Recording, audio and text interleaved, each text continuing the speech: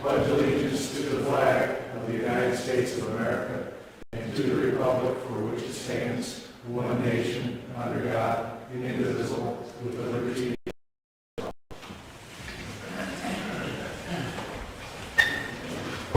Roll call, please. Barr. Here. Giovanni. Eckhoff. Callis. Hauser. Here. Hicks. Bradshaw. Here. Myers. Here. Gaber. Present. Willie. Here. Moving on, we have the consent agenda. I hope everybody's had an opportunity to look that over. Motion by Kurt, second by Jamie. I'll be abstaining on item C. Right. Roll call, please. Barr. Yes. Giovanni. Abstaining. You'll be on the rest though. And there's a bill on there to his business, so his abstention would just apply to the paying that money bill. And you can, yeah, so just know what you're paying this. Okay. Hauser. Yes. Myers. Yes. Gaber. Yes. Willie. Yes. Bradshaw. Yes. Thank you. Public hearing. Mr. Carl.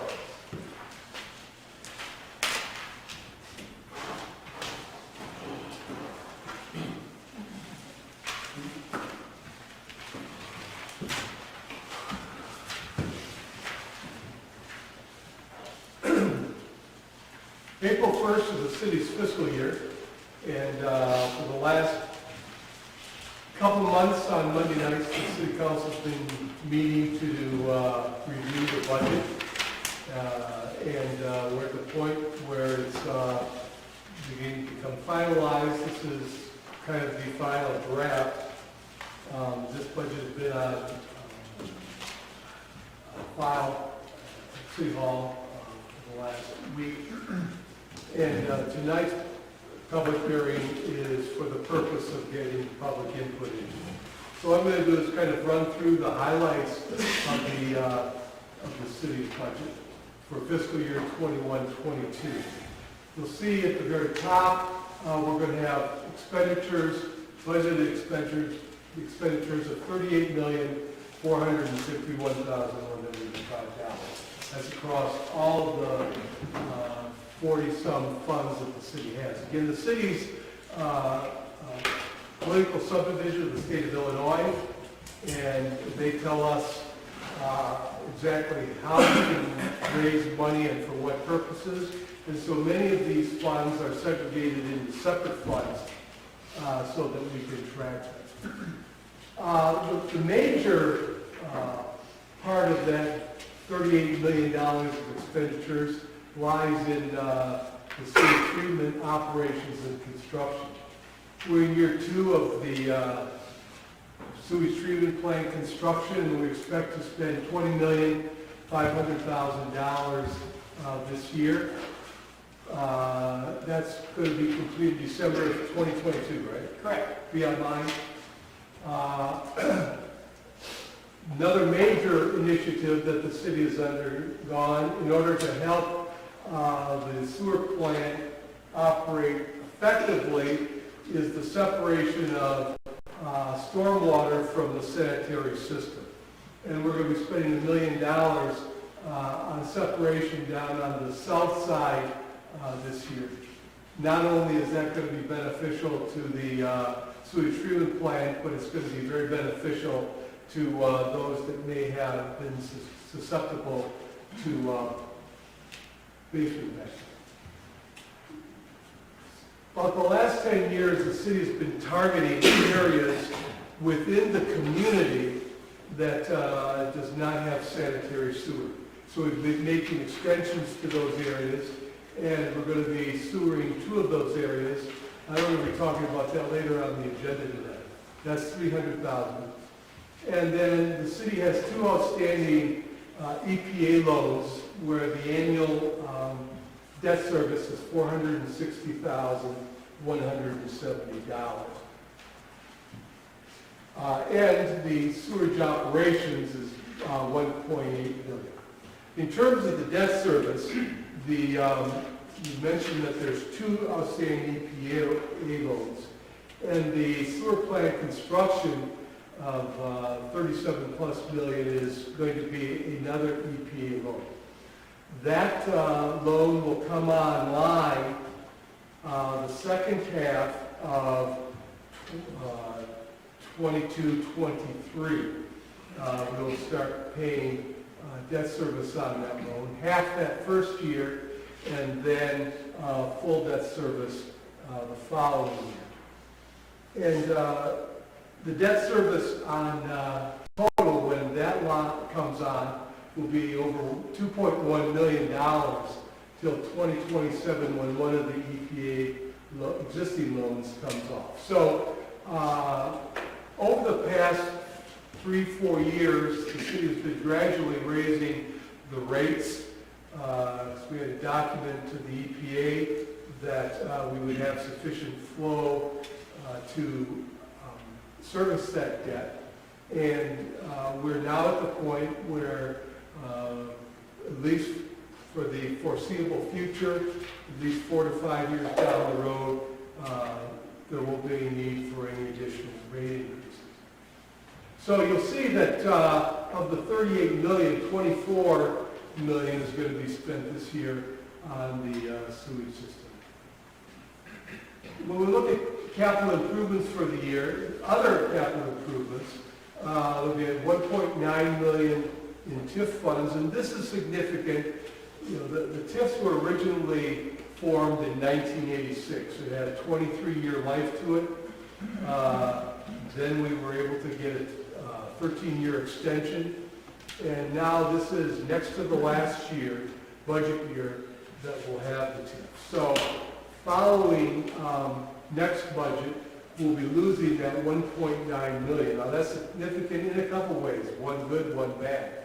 One good is that portion of that money that's presently going to the TIF will come to the general fund, which will provide much needed relief to the general fund.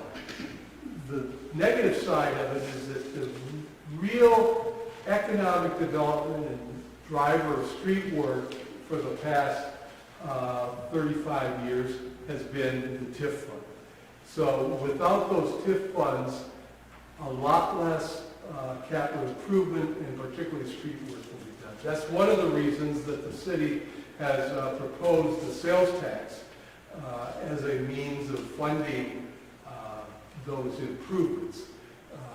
Sales tax was chosen by the city council because it's estimated that over 3/4 of that sales tax is spent by people who live outside the limits, city limits, those who are traveling 55, those that use the Pontiac area as a shopping destination.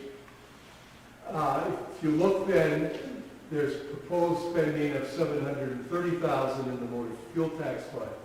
And there's various projects that is going to be funding this year. But the major one is the Indiana improvements that will go from Lanai subdivision all the way east to the end of the city limits at the east ditch. To put this whole issue of streets in perspective, the city has over 66 miles of street. That's over 1,000 blocks. And being conservative, an overlay, just an overlay of a street can go as much as $40,000. And so if you put that $40,000 against that 1,000 blocks of street, that's over $40 million. And motor fuel tax fund brings in about $450,000 a year. So $450,000 a year to fund improvements that are going to exceed over the next few decades over 40 million. There's a gap there. Again, that's another reason why the sales tax was chosen. 1.9 million is going to pension and retirement funds. This is one of those issues that has been on the forefront for about the last 10 years, that with the present structure that the state says we're to fund our pension funds, we've had increasing unfunded liabilities. Presently, our funds, our police and fire funds, are about 52% funded.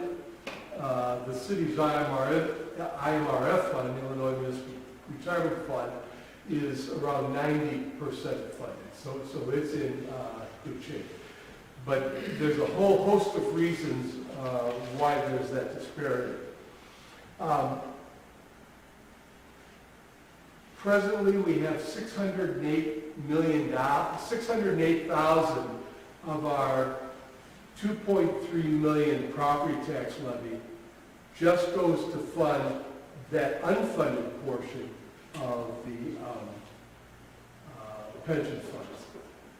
When you add in the liability insurance of $685,000, 85% of the tax bill that's paid to the city goes to those funds.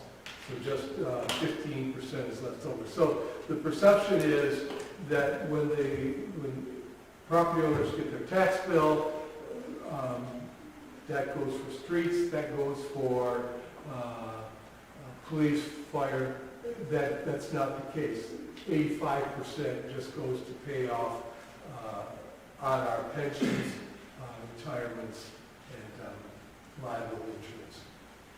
The main operating fund is the general fund. That's the police, the fire, administration, street maintenance.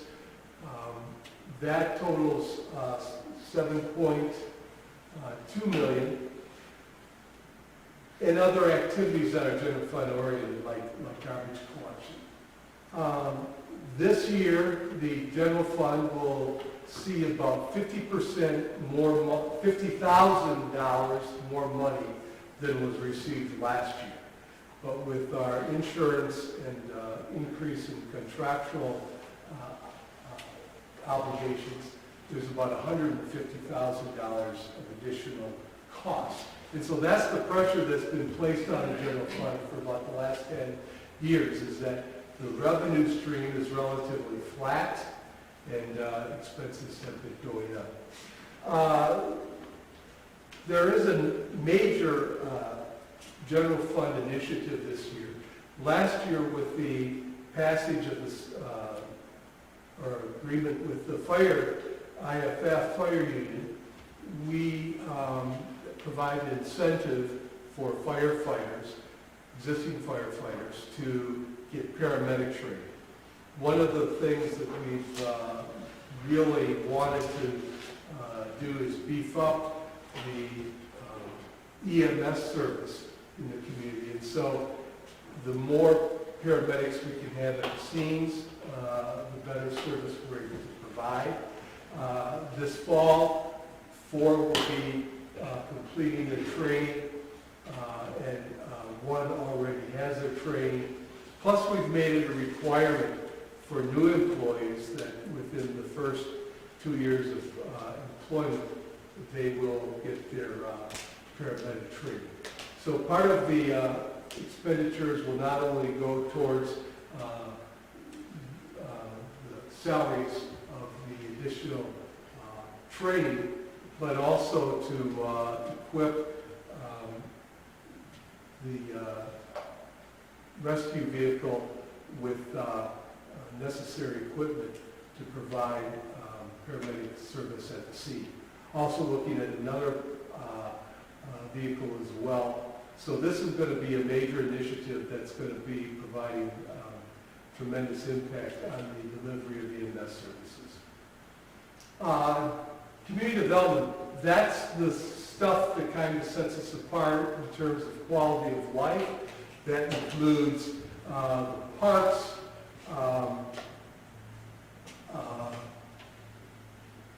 the rec center, the golf course, a lot of the money that pays these expenses are driven by user fees. But a couple things we're really going to be focusing on this year. And one of them is increased activities in Block 59. Block 59 being the area south of the courthouse.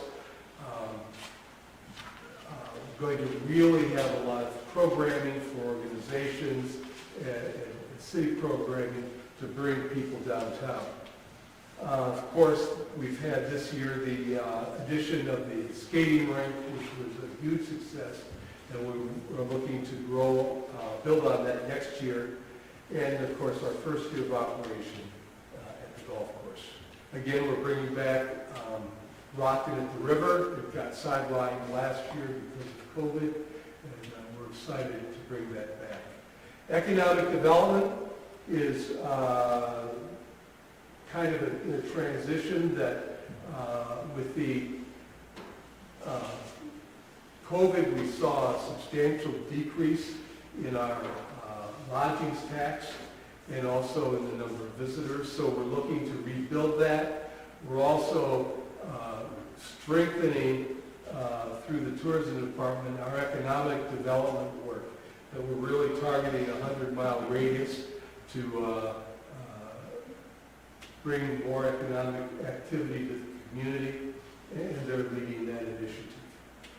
So this is a pretty much an outline of how we're going to be spending $38 million during the next fiscal year. Again, as I mentioned, the purpose of this public hearing is to provide public input into that. And so with that, Mr. Mayor, if you'd like to open it up for public input. Thanks, Bob. As you all know, I've spent many an hour working on our budget, and we've come through the pandemic in far better shape.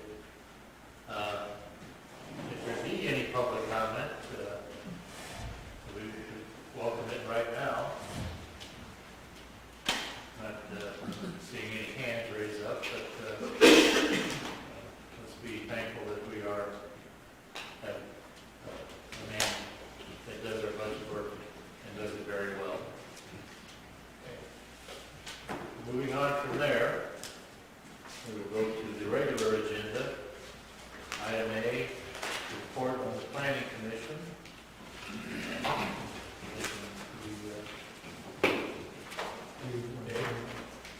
Dave, you want to talk about the...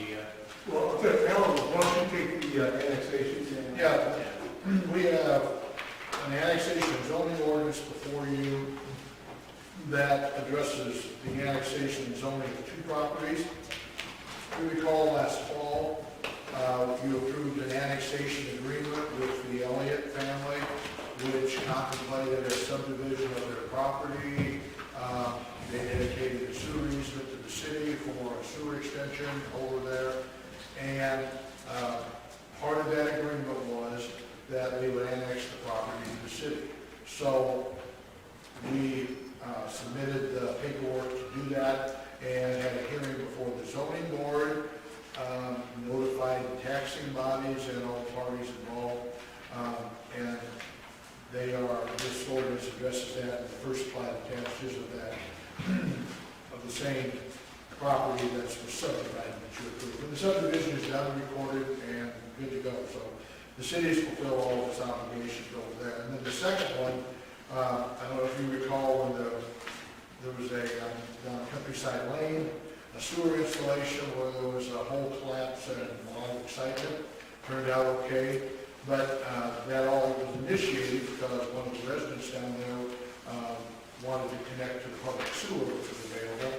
So that resident, Marilyn Headley, filed a petition with the city, a revocable petition seeking to annex her property, and the city of Turner gave her a permit for connecting to the sewer.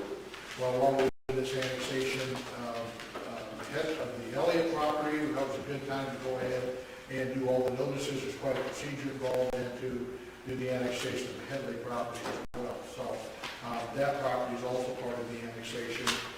Kennedy property will end up being zoned R1 for residential, which is the most restricted zoning classification, and the zoning classification of Elliott property will be B3. So, need action on that ordinance. It'll be recorded, and it'll be annexed to the city going forward. So time I make a motion to approve ordinance number 2021-0-006. I'll second. Motion by Mr. Gaber and seconded by Mike. Roll call, please. Joe Yes. Cowser, Yes. Bradshaw. Yes. Myers. Gaber. Yes. Willie. Yes. Barr. Yes. Thank you. Part 2. The second one, I want me to address the third today.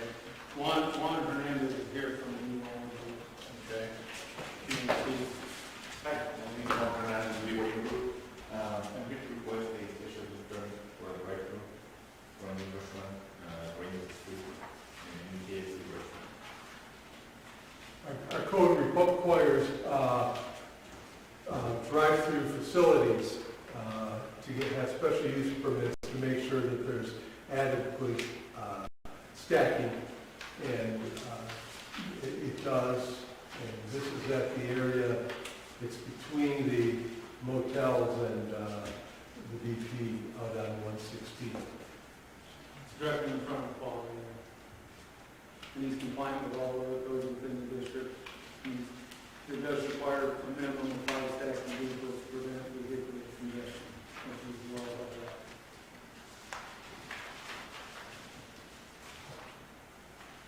Did everybody catch that last part? What's that? I didn't hear you. I said he's well above the required 5 stacking vehicles to prevent vehicular congestion. Oh. We have a motion on approving this one. So moved by Jamie, second by Jerry. Roll call, please. Cowser. Yes. Bradshaw. Yes. Myers. Yes. Gaber. Yes. Willie. Yes. Barr. Yes. Joe Yes. Thank you. Moving on, item B is the library budget. We have our librarian here.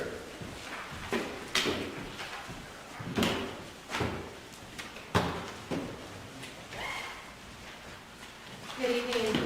Thank you for the opportunity to be with you tonight to provide you an update on the library operations and the fiscal 21-22 budget. The library board, did recently approve the budget for 21-22. There is a copy of that in your information. The annual income is budgeted at $342,914. And our total expenses are budgeted at $420,950. This does mean that we will once again pull from our reserve accounts for the remaining amount of the budgeted expenses. After you factor in our agreements with Heartland Community College, the net effect on our reserve accounts will be $36,356. We are very grateful to the city's support in the repair of our most recent project at the library, and that is our elevator repair. We're also very grateful to you for considering the repair of our parking lot at the library. Both of those projects would have a significant impact on our finances at the library, a multiple-year effect at that. We continue to analyze our contracts and our vendors for supplies and materials to eliminate extra expenses annually. And we look forward to anticipated renewed agreements with Heartland Community College and the expiration of the TIF, which will provide some much needed additional funding for the library. We also anticipate some significant staffing changes in the next couple of years at the library, which will help our budget. Looking back on 2020, it was a lot of adaptation at the library and library services given the global global pandemic. We wanted to make sure that we could provide as much community engagement as possible in a safe manner, given the constraints of the COVID-19 pandemic. During the 11-week stay-at-home order, the library provided 3 daily videos via our Facebook page. Those videos were targeted towards grades kindergarten through 6th grade. And we had story times and activities provided in those videos that totaled nearly 40 hours of literacy activity for the community during those weeks. Our online checkouts and our ebook and audiobook services nearly tripled at that time.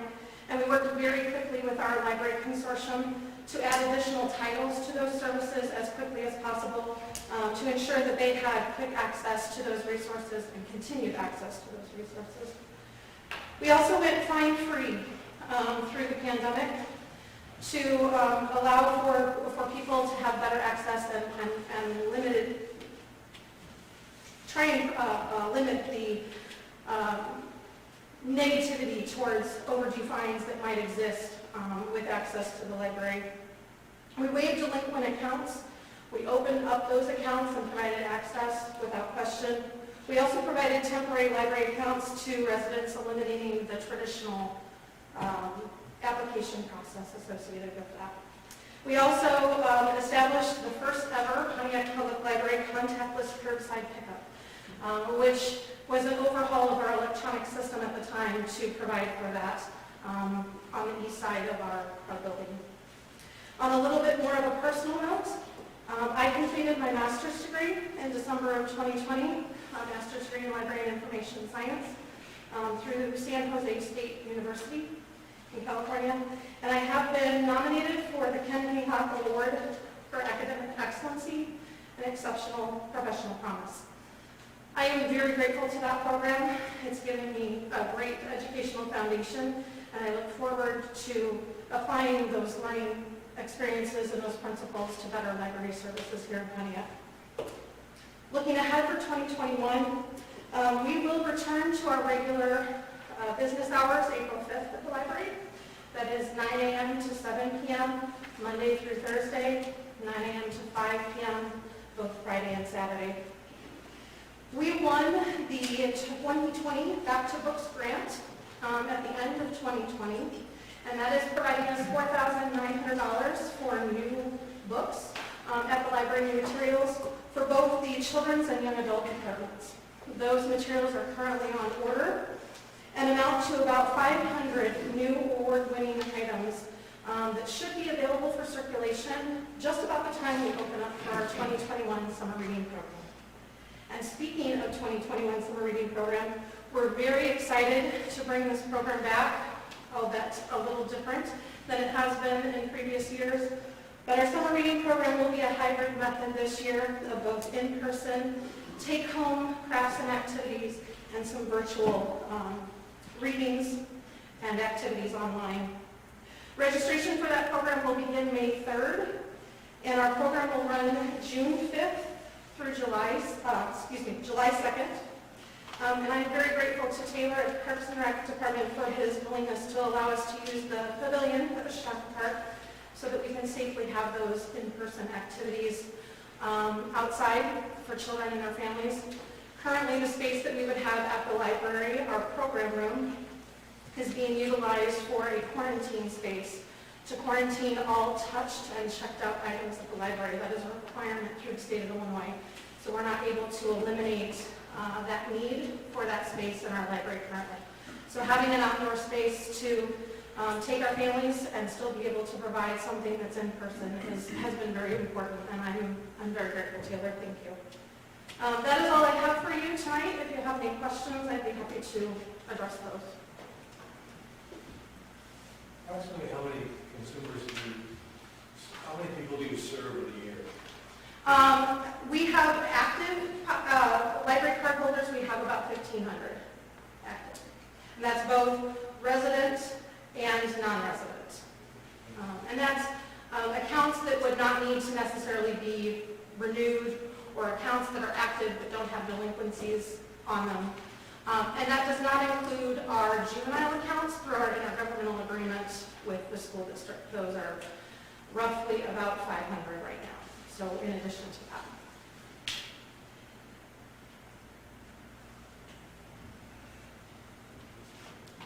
I think I can speak for most of us that you've done an excellent job since you took over, and we've been hearing nothing but glowing reports about the library and the reading program that you've done for the last several years. Thank you. That's very kind. Thank you. I appreciate that. And congratulations on your master's. Thank you. I know that's been a long haul. Yes. Completing that during the pandemic was not anticipated. Yeah. Might also observe Kurt sits on that board, represents the city council for many years, right, Kurt? Yes. And Kristen has done a wonderful job. She really has. She puts a real heart into it. Our library is second to none. Thank you, Kurt. Well, thank you very much. You're welcome. Thank you, everyone. Appreciate it.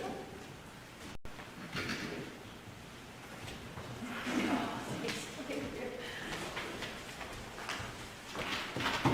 Okay, moving on to item C.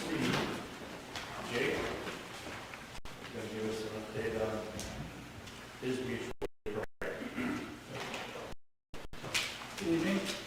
First off, I'd like to compliment Mayor Alvey and Kurt for their tire. I'm the best. Was there a memo? Nope, on a serious note. We have to suck up the rest of that. Two at a time. When the COVID pandemic began, the city as a whole looked at our emergency response plans. All departments, all administration, everybody looked at kind of worst case scenarios and where we stood for support, whether between ourselves and intergovernment. And we looked at scenarios such as if a whole department went down with COVID, was quarantined for 2 weeks, or whether it wasn't COVID related, something in the future, if there was any issue with the lack of personnel in the department, who's going to step up and be able to be there to provide service. So I began looking at our department and a worst case scenario if we didn't have adequate staff to run the department, the treatment plant, and the production system. So talking to some other neighboring municipalities, what we looked at was establishing an agreement between multiple municipalities and wastewater departments, whether they be publicly owned or private, that we could develop an agreement to where if one city, municipality, or private treatment plant lost adequate staff, that some surrounding community staff could fill in temporarily to keep their department moving forward. What we looked at were treatment plants that were similar in size, similar in process, similar in operator certification requirements. And what we found were the village of Dwight, Fairbury, Bloomington Normal, Water Reclamation District, were a few that were nearby within an hour's commute and had similar treatment processes to where it wouldn't take much for their staff and operators to become attuned to our facility as an emergency to call upon them to help get us by, help operate our treatment plant should that need arise. We looked at not so much just illnesses, but a natural disaster such as a tornado, earthquake, or anything that would cause us or any of them a hardship. We could all be moderately trained with each other's facilities to where we can be there to provide support. So between my own development and looking at other similar existing mutual aid agreements, I came up with a draft agreement that with the Council Commission I would like to present to the neighboring communities that I provided, Dwight, Fairbury, Bloomington Normal, initially, to see if they would be willing to come to this agreement and develop this interrelationship moving forward. This agreement is for a 10-year period. It is a no strings attached agreement. It is of no cost to any of the members of the agreement. It is simply a official, unofficial documentation that we're here to support you if you need us, and vice versa. So I'm here asking for the council permission to move forward to solicit agreement parties for our future needs, should they arise. We looked out with the last year and a half during the COVID that we really didn't lose enough personnel out of the plant temporarily to hold operations, but it kind of opened our eyes to our susceptibility biologically and based on weather issues and catastrophic events. We should be prepared. And the few conversations I've had with these other communities, they were in agreement, and not just us, but nationwide, it kind of opened everybody's eyes that a backup plan would not hurt at all. That especially water and wastewater treatment, it's kind of a unique process that it's hard to solicit volunteers from the street without any proper training to understand how to run a wastewater or water treatment plant. So the last year and a half kind of brought the water treatment community a little closer together, and developing these agreements has become quite common lately amongst communities. So I think we should be a part of that movement and see if we can. Jake, in these other plants, are there class 1 operators available from all of those? Yes, Bloomington Normal has 13 certified Class 1 operators, and then being such a large facility, they're experienced with all of the similar processes that we have with us. And another geographical advantage is that most of them use the same design engineer for their treatment plant processes. Bloomington Normal, Dwight, Fairbury, and us all use Farnborough Group for their design for their wastewater plants. They've all used similar systems, similar equipment. The cross-training would be very easily done between these communities. Is Bloomington Normal combined for both Bloomington and Normal? Correct. Bloomington Normal is a private sanitary district where they're not owned, but they covers serve the whole metropolitan area. They actually have 2 different locations, 2 different wastewater treatment plant locations. I think that's a smart cautionary thing. You might understand that those towns, would you have some individuals come to your plant occasionally? Correct, yep.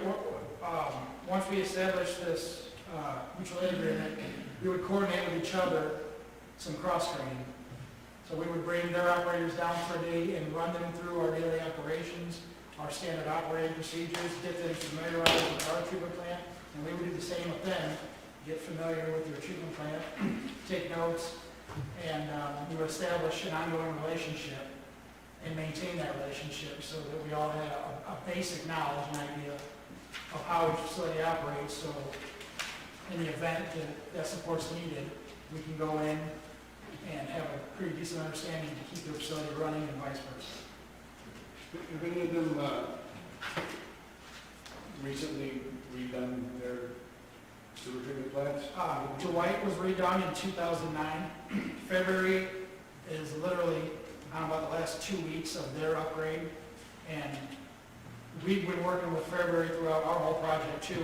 We've been to each other's plants numerous times because we've got a lot of similar equipment and similar headaches and design headaches. So we've really established a relationship the last 2 years while they've been building a new facility. Actually, Bloomington Normal built their state-of-the-art facility in 2001, and I was 17 years old, co-oping with the city of Pontiac, and Dave Sullivan took me down there for the grand opening of that facility. So I've always had a place in my heart for that facility as well, and their staff. And that very day was part of what pushed me into water and wastewater treatment. They're about due for an update then, right? They are. Well, Jake, I think this is a great idea, to plan and not need it in, place where we need it, we don't have it.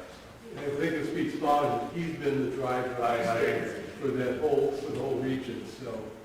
Great, good idea. I would make a motion, we go ahead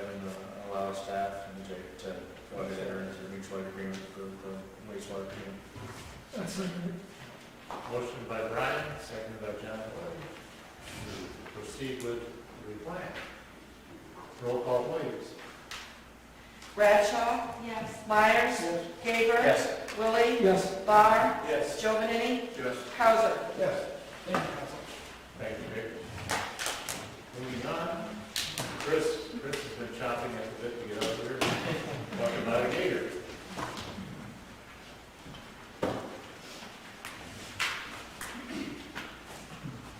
Good evening. Taylor and I have been working with Shannon Campbell, who is the course superintendent at our new golf course. And we were having some meetings regarding operations and getting it up and going. And the discussion came to moving the chemical spring back in-house. For the last several years, that work has been hired out. Generally at a cost of $23,000 plus the chemicals per year. And Shannon feels we would better serve to bring that work in-house. In order to do so, though, we would need to purchase a sprayer, which is pictured here on this memo I gave you. Shannon is recommending the Pro Gator 2020, which, if you're familiar with regular John Deere gators, this is a gator on steroids. It's about twice as big. It would have a 300-gallon spray tank with 18 feet of boom, which hydraulically controlled. They can move independently. As we've been working with him, and as we look at in the future at equipment, we want to be able to find things that can be used citywide, not just dedicated to one place. And we feel this machine would fit that need. It will have a dump bed on it, so it could be used for multiple purposes at the course, but also it could be taken off the course and used in other city operations, particularly in our parks. The sprayer would be very handy for that. Now, in spring season, it can easily be at the sewage treatment plant and other uses. Correct. It'll be Yeah. a multiple use piece of equipment.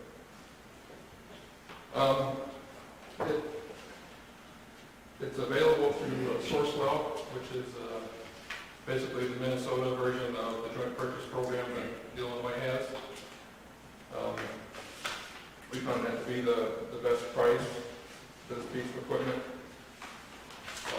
This program does satisfy our competitive bidding requirements. The other program, the new unit is going to cost $44,585.73. If we were walking off the street to pay retail, we'd be looking at $55,600 to buy that off the street. Any issues with switch over to Minnesota deal versus Illinois? No, it's actually a nationwide program. Gotcha. It's similar to, we were members of the HGAC buy, which is another program. They didn't necessarily have this unit through that. But no, we don't have any conflicts with that.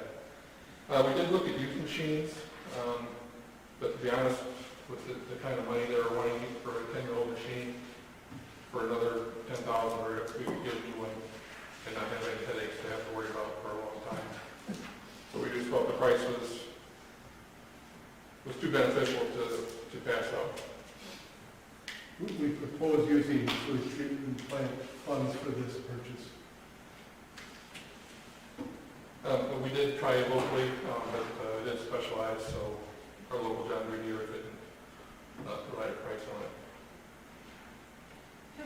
Have we done any, like, treatment at, and maybe, David, or have we done anything like at the baseball fields or that type of thing for weed control out there? Yeah, so that was a big emphasis, what I've been talking about, and, Shannon Campbell, their expertise is really trying to figure out how to get those weeds under control, especially Lions Park and Kiwanis Humiston. There's times where you probably couldn't field a ground ball if you're trying because they were that bad. So a combination of, getting spraying equipment that will be useful for us, as well as some different maintenance things on our end. We're going to see a big improvement in the weed control in parks this year for sure. So a combination of some things, but this machine will certainly help us with that. And being able to rely on Shannon's expertise is going to be a big help for us as well. So we would like to move forward with this purchase with your permission to purchase it from the John Deere Company at a cost of $44,585.73. Realistically, that's less than 2 years operating what we've been paying. So, Can this be product serviced we've locally? used for many years. I'm sorry? Can this be serviced locally? Between his mechanics and ours, that's a good question as to whether our dealership can work on that or not. I would imagine warranty work would have to be through the selling dealer, at least during the warranty period.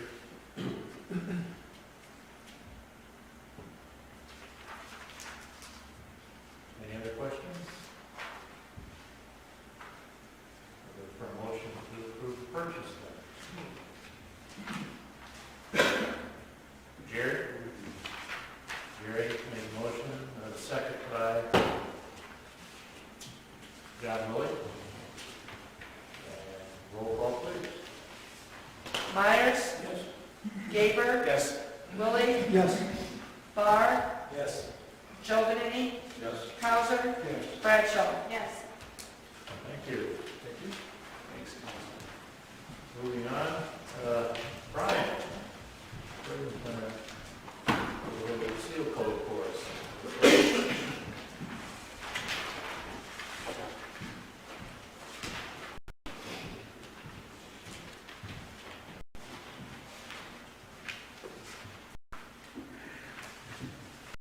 Last Monday on the 8th, we opened our bids for the 2021 A3 Seal Coat project. This work's a little bit more specialized, and none of our local contractors do this work. We had one bidder this year, Stephens 3D Construction out of Toluca. Their bid was $163,408.25, which was a competitive bid. It actually was less than what our bids came in for last year, which was a positive, especially with the way the oil prices have gone up. So that was encouraging for us, and I would recommend awarding the bid to Stephens 3D Construction out of Toluca for work this summer. So moved. Motion by Brian, second by Jamie. Roll call, please. Gaber, Yes. Willie, Yes. Barr, Yes. Jovenini, Yes. Cowser, Yes. Bradshaw. Yes. Myers. Were they the better last year? They were one of the two, but they were not the low.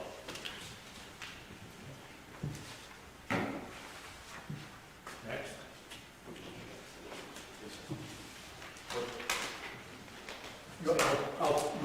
I'll start the tag on the night. Tag team this one. We've got the two projects that we talked about for the extension of sanitary sewer. One is the Heisner Elliott subdivision that we just annexed tonight. And then also Westview subdivision, which runs along the west side of the golf course. With the Heisner project, that project has been down, the EPA has the permit and just about ready to release it. We actually did get that, they emailed that to me Friday. Wonderful. So that one's ready to go.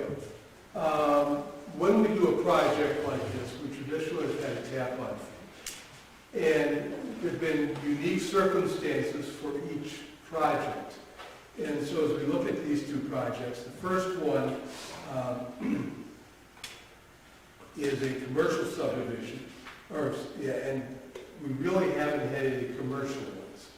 So the two that we've done most recently was the 4-H Park Road and Indiana Avenue. In both cases, those were not in the city limits. And so it required the property owner to petition the city to get annexed. We needed their permission. And so we kind of played, let's make a deal with them that $5,000 tap-on fee, but if they come in when we're doing the line, we'll reduce that down to $2,500 is what we did on Forge Park Road. Again, trying to get that incentive for them to annex as we're doing the project. I think out there we had 2 or 3, and some didn't avail themselves. On Indiana,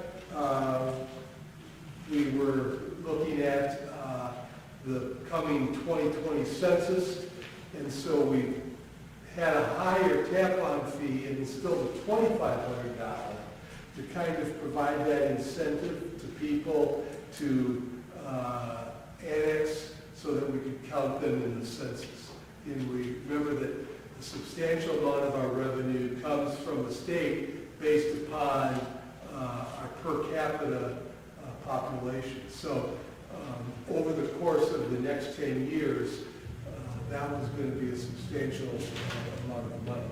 And again, we had some people like not to, some people did. So those that did had a tap-on fee of $2,500. Those that don't, down the road will have a $7,500 tap-on fee. So these are kind of a couple of situations that are different from these two. In the case of the commercial subdivision, they have been in the city limits for all the time that they were developed.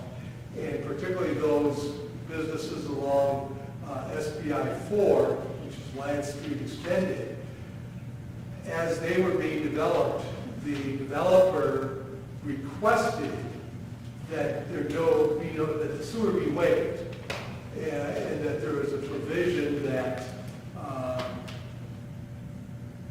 they wouldn't have any need for sewer, they wouldn't put in septics, that the use was going to be such that they didn't need sewer. Well, over time, that has changed, and now there's a desire to have sewer. So the combination that it could have been done, should have been done perhaps additionally, and with it commercial, we're proposing a little higher tap-on fee on that one. Again, there's no incentive that they're already in the city limits. With Westview, we've kind of had this area is surrounded, and as such, we can annex the area. A couple things though. Number one, it's been this policy of the city council for many, many years that not going to annex until we're able to supply city services, and most particularly sewer. And so, again, in an attempt to get people off of septic tanks that are adjacent to the city, we tried getting easements on the west side of that subdivision, and we were unable to do so. Tried for several years. With the pending purchase of the golf course, we'll be able to run along the east side of the property, west side of hole number, what is that? 3. And provide an easement there, and then provide availability for those to come in. Again, with them being surrounded, we don't have to have their petition to annex them. So we can provide that annexation, provide the sewer, and with the annexation, start collecting the property tax. So we're proposing a straight $5,000 for that one with no moving incentives. Again, that's kind of just to get the discussion started. The commercial one is getting ready to go. We're starting to get calls from the residential one of that they're looking at potential buyers of property, want to know what the tap-on fee is going to be. And so we'd like to get these pinned down. And just to make it clear, the annexation agreement for the Heisman property, Bob said in here, the developer requested waiver. The annexation agreement waives sewer tap-ons for them. Because they're providing. They're providing the easement to be able to run the sewer in. That's the only way to get the sewer for that property. So, this tap-on fee will apply to any other properties that might have the ability to tap onto that sewer other than the Heisman property. How are the fees collected? Usually upfront. When they apply for a permit, you know, for instance, we know Maninga wants to put, he's been here wanting to put a septic system in, and we've not approved it, and the county won't approve it without the city agreeing to it. So if he does this, he'll have to come in and get a permit to install the plumbing permit to do the sewer tap on. And as part of that permit fee, he'll just pay that connection charge as well. So they will not be able to hook onto the sewer until the connection charge is paid.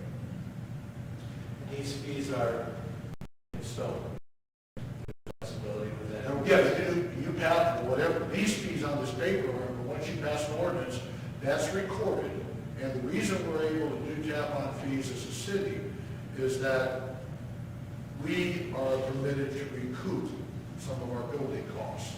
So we identify the area served, describe that in the ordinance, and anybody within that area served, now or until we recoup all our costs, that wants to hook up that sewer has to pay this connection charge. We're still paying connection charges out on around 116 from agreements that happened within the 80s or late 70s.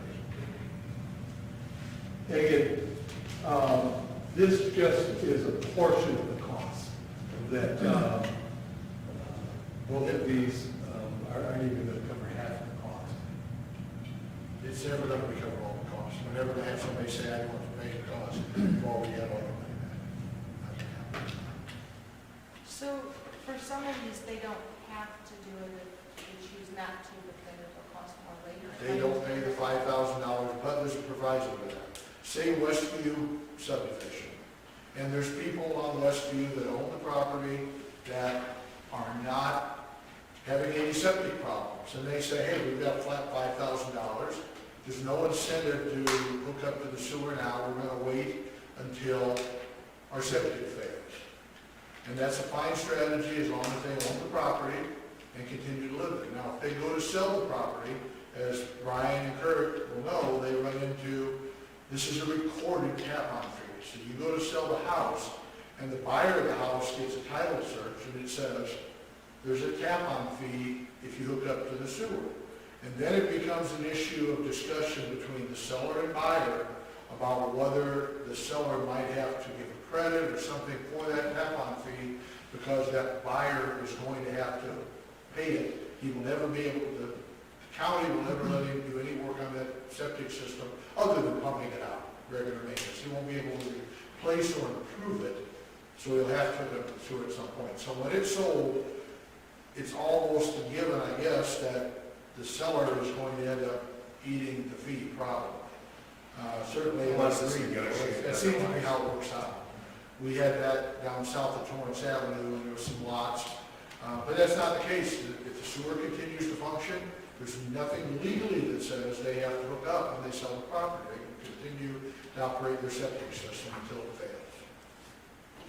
Again, the county though wants to get rid of septics and The septics are an issue, a health issue. They can't force it though until they start to go that's back. Right. Once this sewer's there, the county is not going to allow anybody to do septic work again. in fact, it's close enough now that the county is not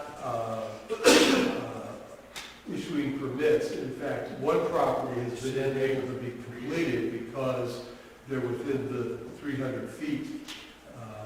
And so it's not feasible, economically feasible to run that, and they're kind of in a no man's land. So the county takes it seriously, we've taken it seriously. We've done several projects over the last 20 years to get everything sewered. What happens to the septics that they have? Well, they're supposed to, I mean, Jake will probably give you better, they're supposed to demilitarize it, right? I think they break in the lid, fill it with sand and pea gravel or something. They don't have to dig it out.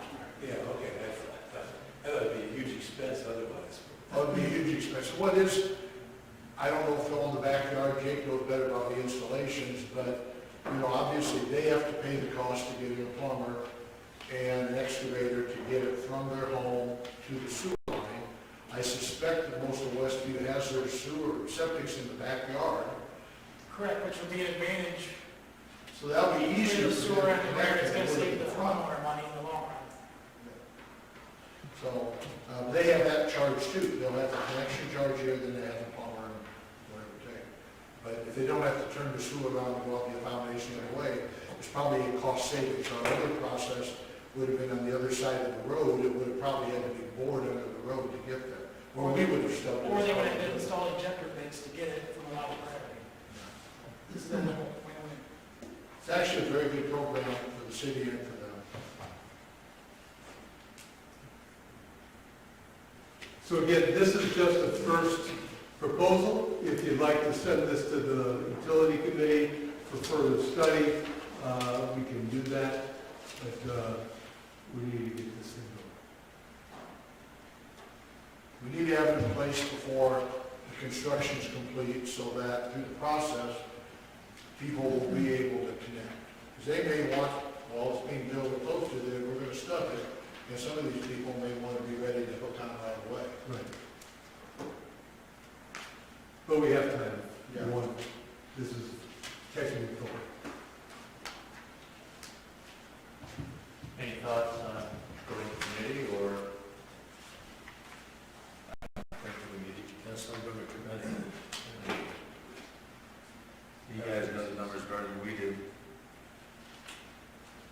Well, on the commercial side, if they were, Jake again have a better idea of the cost, but if they would have been permitted to build a septic system, I mean, that's got a significant. Dave, you checked on that. What was the cost of septic? 9 to 12,000. Yeah, so the 8,000 plus running a sewer line probably is going to be comparable to what a septic system would have been for them anyway. So in terms of an economic cost, it's going to be roughly 6 to 1, half a dozen. And the users of, present users of the system are helping subsidize it. With Well, I'd go ahead and make a motion. We, You the can 8,000. certainly draw an ordinance and, Yeah, right there, right? Two ordinances. I guess I'll make a motion to have you draw an ordinance. There's a motion by Brian to create an ordinance for this cat on gates, second by Mike Barr. Roll call, please. Willie? Yes. Barr? Yes. Jovinini? Yes. Crouser? Yes. Bradshaw? Yes. Myers? Gager? Yes.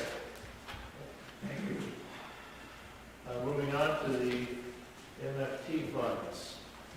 Right, as Bob mentioned earlier, we're approaching our next fiscal year, and as such, we need to have a resolution and request funds to be expended for a motor fuel tax. So in front of me, you can see resolution 001 here is for $485,000 of motor fuel tax funds to be used for general maintenance in this year's program. General maintenance is going to include some asphalt overlays, some patching of some concrete streets, and we'll be able to use some of this money for our A3 project as well. So I would entertain that we pass this resolution. Motion by Kurt, second by John Willie. Roll call, please. Barr? Yes. Jovinini? Yes. Crouser? Yes. Bradshaw? Yes. Myers? Yes. Gager? Yes. Willie? Yes.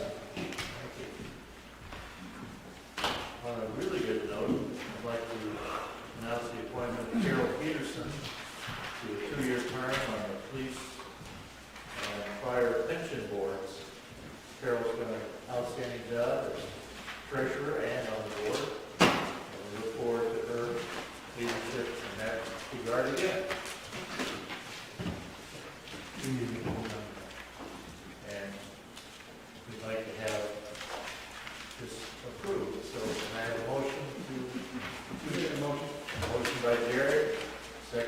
by Kurt. Roll call, please. Joe Yes. Cowser, Yes. Bradshaw, Myers, Gabriel, Yes. Willie, Yes. Barr. Yes. Thank you. Thank you, Carol.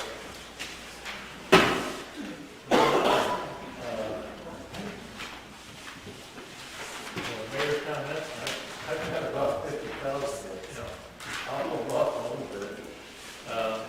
Do want to make sure that, as we're talking to people, we do inform them of the value of taxes, sales tax referendum coming up on April 6th. It's money that will be well spent to enhance our overall programs. I'd like to say that all the department heads have done an outstanding job with the COVID issues and that. I'd like to really point out that the fire department showed its value this past month with a couple of really bad issues, and they did an outstanding job at Burns and at the house fire shortly thereafter. Great job, guys. And of course, the police and the city departments all pitched in too. Outstanding efforts. Well, I already talked about the time we're talking about that later. City council comments. Mr. O'Callaghan's not. Yes, that's it. City administrator. Quite a few. First off, by way of information, the Elks Grand Lodge has approved the transaction, and so we're set for closing April 1 now. April 1, we close in the morning at the Bank of Pontiac on the financing part. And then very likely, we're just going to have checks issued for that for closing funds for the purchase. So we're waiting on the final title insurance commitment and the cost of that to be able to get the closing statement put together. And then as part of the closing, in addition to the transaction, we'll be executing that lease back to the owners. We did receive notice the last week that, remember, we've done several of the downstate small business grants that we received funding for Family Kitchen, Baby Bowls, and Elliott's, all three of those in the amount of $25,000. That joins the two that we previously had approved of the Crescent Theater and Edgar's Filling Station. So that was good news. Similar vein, read much about the $1.9 trillion as part of the American Rescue Plan. Within that plan is a per capita distribution to cities, and the city of Pontiac share is going to be $1.39 million spread over a 2-year period. Given us some broad categories where the money is to be spent. There'll be more detail coming through the various federal departments. Our portion as a non-metro area will be sent to the state and then on to us, so they'll be administering those distributions, and so we'll be even getting further clarification on what and how that those can be spent. It's $1.39 million over a 2-year period. One of the benefits of COVID has been the conferences have been happening. We've really had access to some really significant and great conferences. Coming up in April, the National Main Street is holding their conference virtually. And they have a special discount for civic leaders, for which you all are a part of. And so before you leave, if you pick one of these up, we'd love to have as many participate as they can. If you do it at City Hall, do it at your offices, homes, whatever. So that's going to be a really beneficial conference. And then lastly, budget. The finance committee has more work to do, and Kelly will be getting back later in the week. I'll be getting with her and we'll schedule something for finance next week. And then I think we'll have one more workshop on, was it the 29th? And then at the conclusion of that, we'll vote on it. So that's kind of the game plan at this point, and we'll keep you posted. So nothing next week then? Finance sometime, Sure. But no committee at all. not the committee of the whole. Okay. Public comments. We do have need for executive session on collective negotiating matters, which we will go through. We do not adjourn. Not yet. So there's no action to be taken. Did you need a motion? So motion.